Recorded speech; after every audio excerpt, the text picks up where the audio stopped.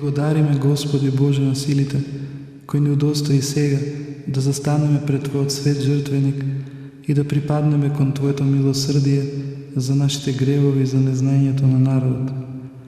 А и на оние што со нас се молат, дарувај им, Боже, преуспевање во животот и во верата и во разумот духовен. Дај им на оние што секогаш со страв и љубов Ти служат, без вина и без осуда, да се причестат со светите Твои тајни, та да бидат достојни на Твоето небесно царство. Премудрост, та секогаш чувани по Твојата власт, Тебе слава да Ти вознесуваме. Почитувани верници и гледачи на Канал 8 телевизија, добро дојдовте во уште едно издание на емисијата Православна ризница. Оваа емисија, исто како и претходната, е посветена на молитвата и представува всушност едно продолжение на претходната емисија. Но за разлика од претходната, овој пат за молитвата ќе бидат посочени примери од некои старци и од светите оци, кои што се еден вид гласно говорници за молитвата, бидејќи тие сведочат со својот земен живот за пример за молење.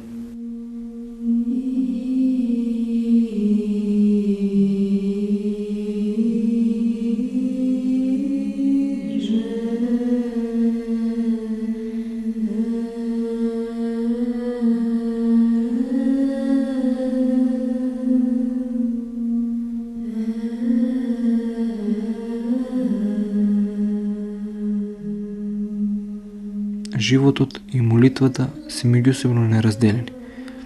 Животот без молитва е празен. Во него недостасува неважното нешто. Таквиот живот е живот површен, без вистинско значење, без длабочина. Животот кој се задоволува само со видливите нешта и представи. Таквиот живот ја нема разоткриено вечноста и безкрајноста. Светот во кој живееме не е безбожен.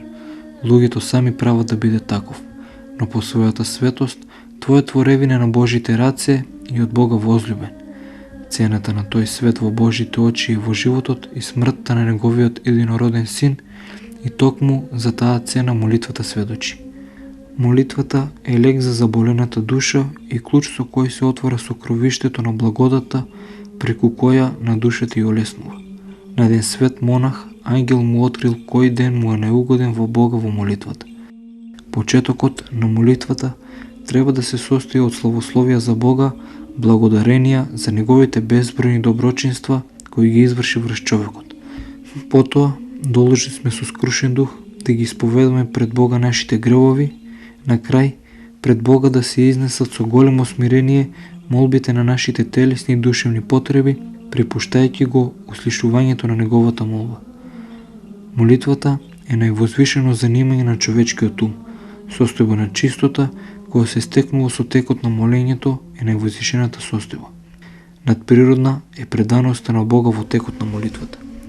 Човекот кој не знае да се моли е само еден празен човек. Не постои можност тој да се реализира себе си во живот. Дури ако е монах, тој пак ќе остане земен човек и никогаш нема да стане небесен, а уште помалку ангелоподобен, зашто нема да умее добро да го практикува овој начин на поаѓање и пловидба, што е всушност молитвата. Знаете ли колку големо зло ни се случува нам, доколку не знаеме да се молиме? Единствено зло од кое страдаме. Оваа пропаст не може да ја споредиме со било која друга пропаст.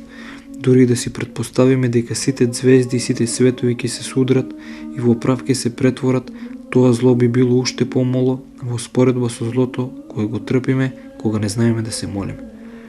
Покрај сето ова, нам ни предстои една непосредна, дефинитивна опасност во овој случај на духовно незнаење. Молитвата е оружје на душата, но да кажеме дека молитвата е атмосфера во која душата живее. Како што преку дишните органи го вдишуваме воздухот, така и нашата душа дише со молитвата. Вистинската молитва поставува се на свое место, ги запира сите тешкоти, проблеми, агонии, гревови, се уредува на добро. Уште повеќе може да направи големи и чудесни работи на нашиот пат, во нашиот подвиг и во нашиот живот. Доколку во себе го немаме богатството на Светиот Дух, ако го немаме богатството на радоста, богатството на мирот, ако немаме плодови кои веднаш се забележуваат и се очигледни и големи, Тоа е само заради тоа што не ги сакаме или затоа што не знаеме да се молиме.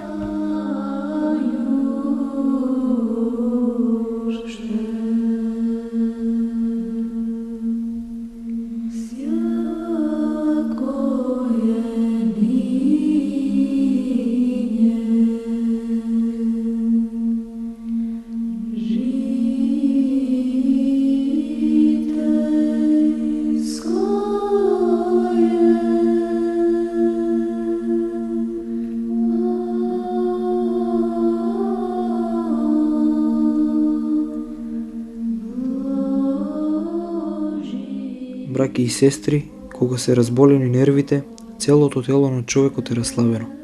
Тоа е како жив труп. Кога нема молитва, парализиран е сиот духовен живот на човекот. Му гасне верата, исчезнува љубовта и избледува надежта. Молитвата е невидлива скала по која човечката душа се искачува на небо. Молитвата се оние духовни камења од кои ангелите го градат вечниот дом за нашата душа. Молитвата тоа се прекрасни семиња посејани во срцето, од кои во вечноста израснуваат рајски цвеќиња. Затоа светите отци ја нарекувале молитвата царица на сите добродетели. Многу пати кажувавме за тоа дека црковната молитва е неопходна за спасение на христијанот. Сите храмови на светот се соединети меѓу себе со невидливи канали на благодат.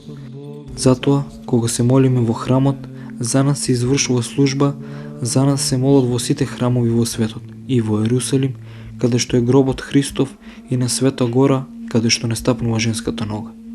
Особено е големо значењето на литургијата, во која со свештени символи пред нас поминува сиот земен живот на Спасителот, а исто така се разоткрива иднината на црквата и светот. Оној кој присуствува на литургијата, со своите духовни очи ги созерцува великите тајни Божи, и не само што ги созерцува, туку и чествува во нив. Молитвите, кои црквата ги сочувала за нас, кои ги читаме по книгите, се составени од светите отци. Тој крик кој излегол од нивните срца, тоа е нечистото дишење на нечистите души. Светите отци подобро од нас ги следеле тајните на духовниот живот, ги гледале своите собствени души во црните бездни на падот и во ослепувачката светлина на преображението. Затоа молитвите, кои тие ги составиле, имаат огромна духовна сила. Кога кажуваме молитва од книга, ние разговараме со Бога со зборовите на светиите, луѓето кои исполнувале волјата на Бога, луѓето во чии срца, како неугасливо кандило светло името на Исус Христос. Зборовите на молитвата, напишани во книга, не се туги за нас. Ако ги читаме внимателно, обидувајќи се да ги соединиме со нив умот и срцето, тие ќе станат наши собствени молитви. Но ние сме должни, освен тоа, да научиме да разговараме со Бога и со своји зборови.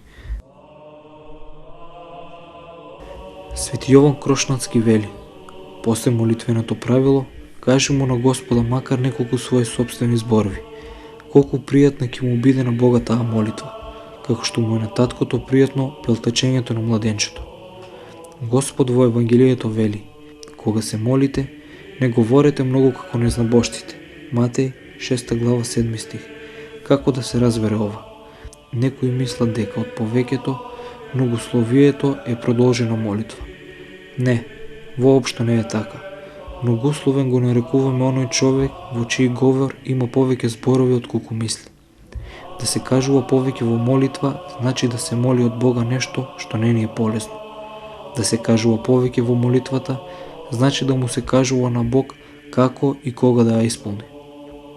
Многословен оној кој составува своји молитви така како што се составуваат стихови, како да сакаме да подействуваме на Бога со својата красноречивост. А овде има само едно потребно – искреност и непосредност. Нашата молитва треба да се произнесува со јазикот на нашето срце.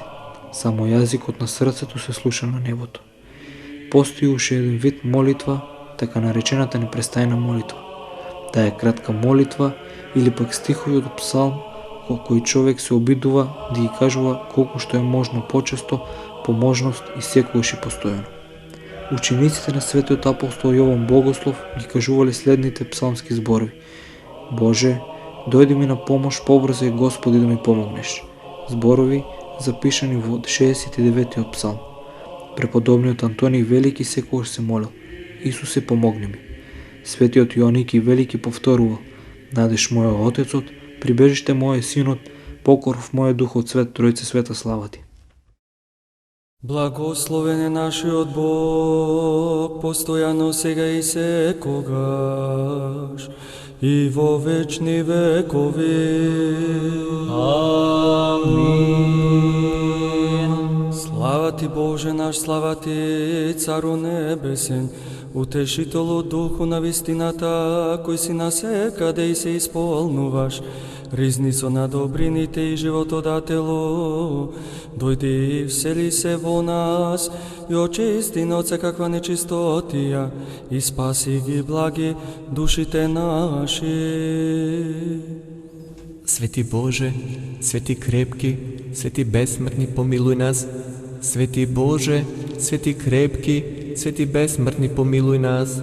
Свети Боже, свети крепки, свети безсмртни, помилуј нас. Слава на Отца и Сина и Светиот Дух, и сега и секогаш, и во вечни векови. Амин. Пресвета Тројце, помилуј не, Господи, очисти ни гревовите наши, Владико, прости ни ги беззаконијата наши, Свети, посети не и исцели ги слабостите наши, заради Твоето име. Господи, помилуј, Господи, помилуј, Господи, помилуј. Слава на Отца и Сина и Светиот Дух, и сега и секогаш, и во вечни векови. Амин. Помилуј ме, Боже, поради големата Твоја милост и заради големата Твоја добрина, избриши ги беззаконијата мои. Најнапред изми ме од моето беззаконие и од мојот греф очисти ме, зашто беззаконијата мои јас ги знам и мојот греф е секогаш пред мене. На Тебе единствениот изгрешив и лошо пред Тебе направив, така што Ти си прав во Твојата пресуда и чист во својот суд.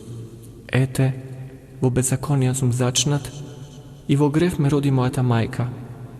Но Ти ја засака вистината во срцето и внатре во мене ми објави непознатата и тајна премудрост Твоја.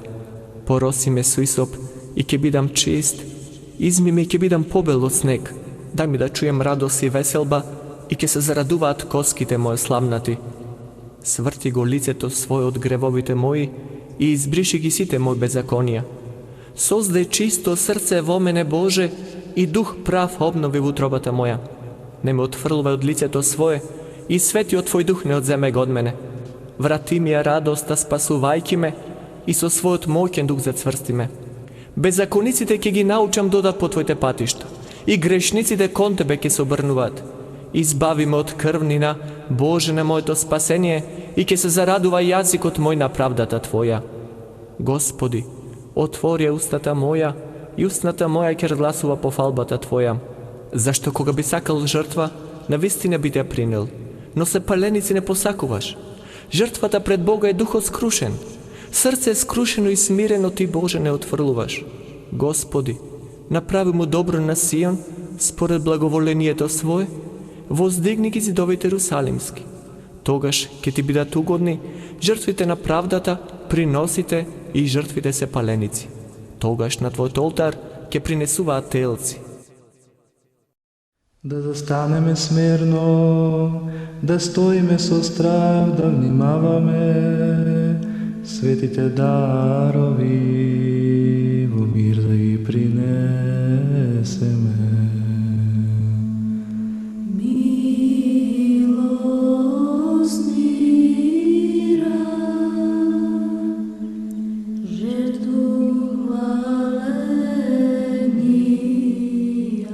За време на молитвата ние може да запазиме трезвено внимание ако помниме со кого разговараме.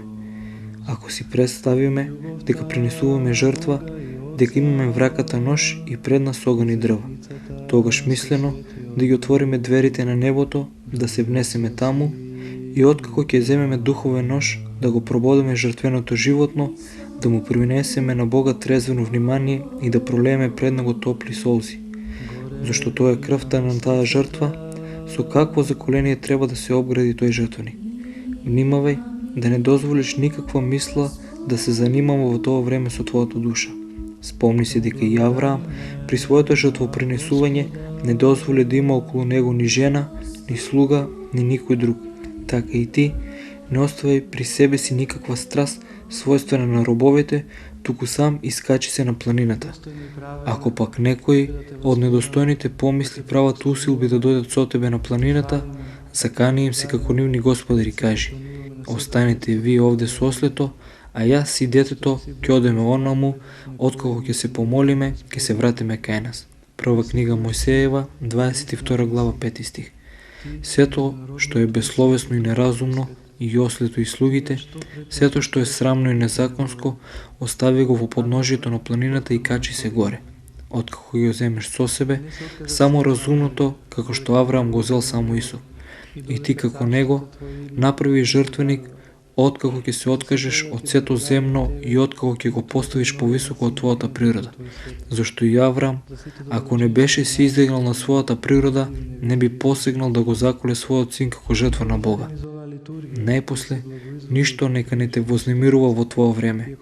Биди повисоко до самото небо, принеси срдечен плач и искрена вознишка, наместо телесни жртви за исповедање на гревовите. Зашто е речено: спомни ме, ќе судиме, говори за да се оправдаш. Книга на пророкот Исаија, 43 глава, 26 стих.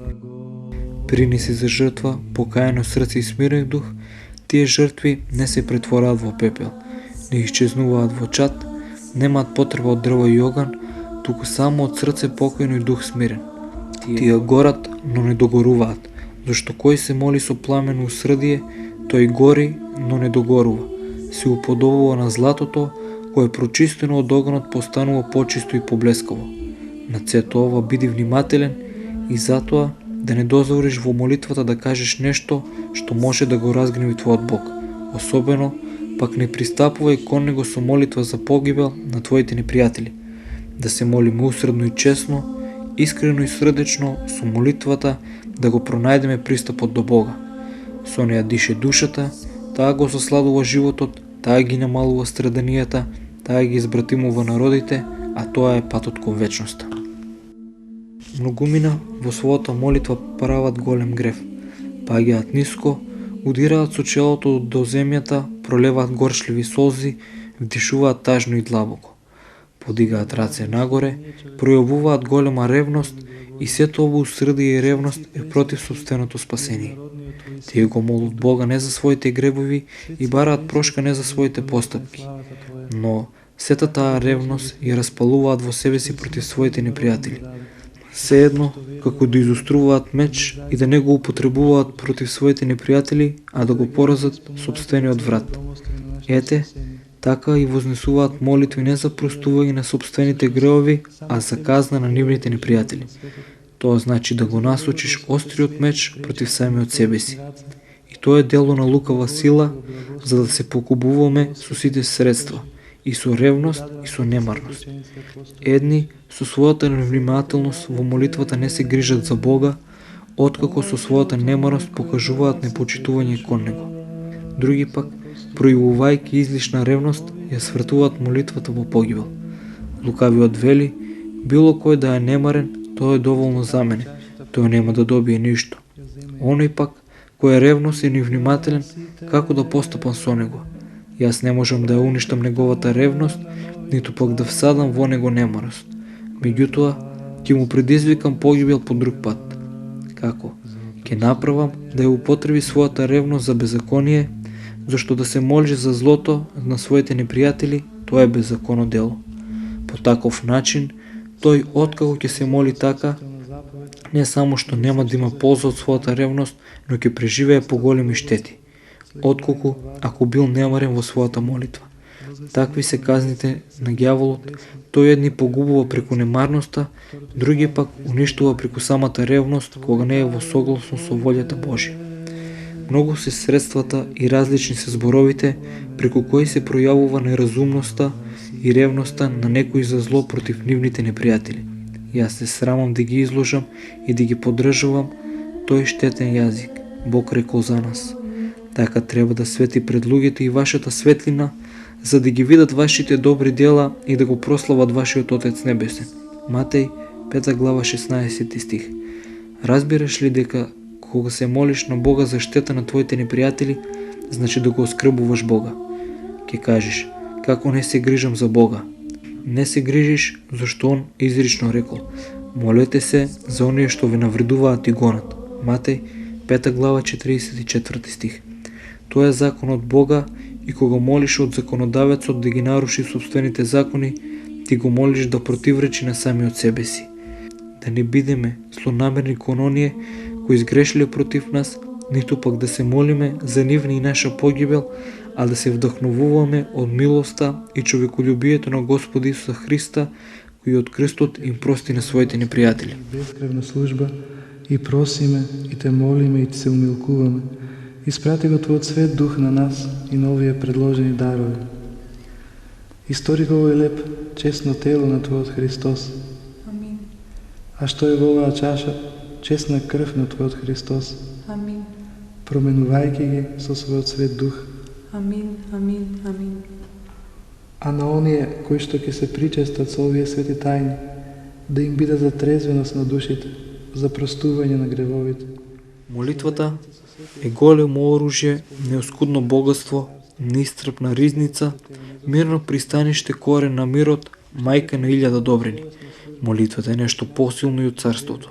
Се случува неретко човек облечен во диадема да лежи болен на одар, да говори со силен оган, да го заобиколуваат лекари, телохранители, военоначалници и робови, а при сето ова ниту искуството на медицината, ниту разнообразноста на лекарствата, ниту грижите на домашните, ниту присуството на пријателите, ниту пак било кое човечко средство се во состојба да му олеснат и да го подигнат од леглото.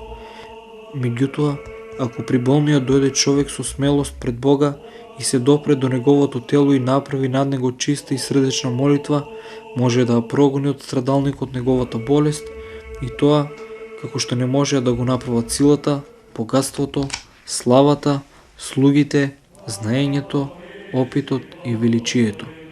Тоа го прави молитвата над бедниот и ништожен дух на човек со вера. Разбирам и разбирајте, молитвата не е студена, формална, немарна, словесна, туку молитвата на духот, придружена со болка на срцето, со напрегање на умот, со непопустливост на волјата, зашто таквата молитва се искачува на небото. Водата, додека тече во рамнина, има шири се разлива, никогаш не може да се насочи кон височината. Меѓутоа, кога средствата и раците на техничарите ја каптираат во низината и ја затвораат во водоводни цевки, тогаш таа стесната, побргу од стрела, се искачува на високо. Така е и со човековата душа. Поради големата слобода, таа се расејува и разлива во светот. Меѓутоа, кога животните случки ќе ја стеснат, тогаш во тој промислителен притисок, таа се упатува нагоре, чиста и усилна, како молитва за подкрепа. Затоа и псалмопевецот вели: кон Господа повика во маката своја и он ме услиша. Псалм 119 1 стих. Голема е силата на молитвата, таа го изгаснала пламенот на огнот, ја обуздала јароста на лавовите, соборила полкови, скрутувала бури, изгонувала бесови, ги отворила вратите небесни, ги раскинувала веригите на смртта, исцелувала болести, отстранувала несреки, закрепнувала колебливи тврдини, запирала удари од горе, пресекувала човечки клевети, со еден збор спасувала од секакви несреки. Разбирам, молитвата не е вообичаена што лежи на устните, туку молитва што ја произлегува од длабочините на срцето.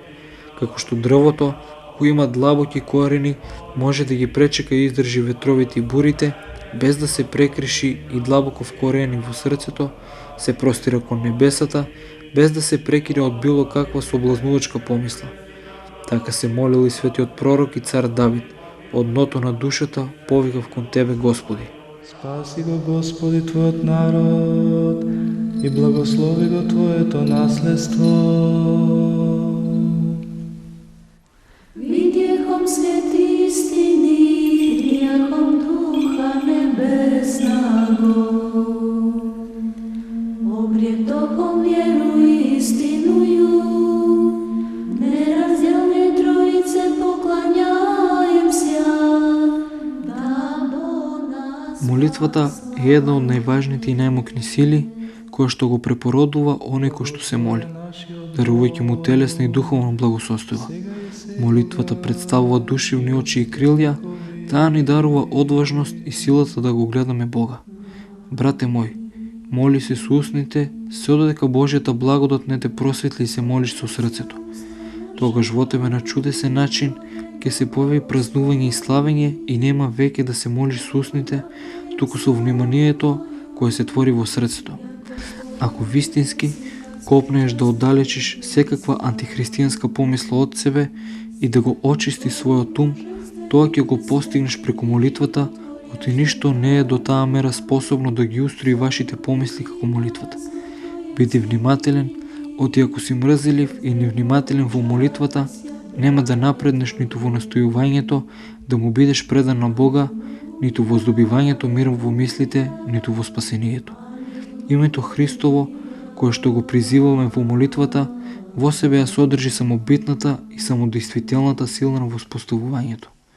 Значи, не грижи се поради несовршеност и сувоста на твоите молитви, туку упорно очекувај плодови од зачестеното повторување на името Божјо. Кога се раководени од молитвата, моралните сили што се во нас стануваат посилни од сите искушенија и ги победуваат.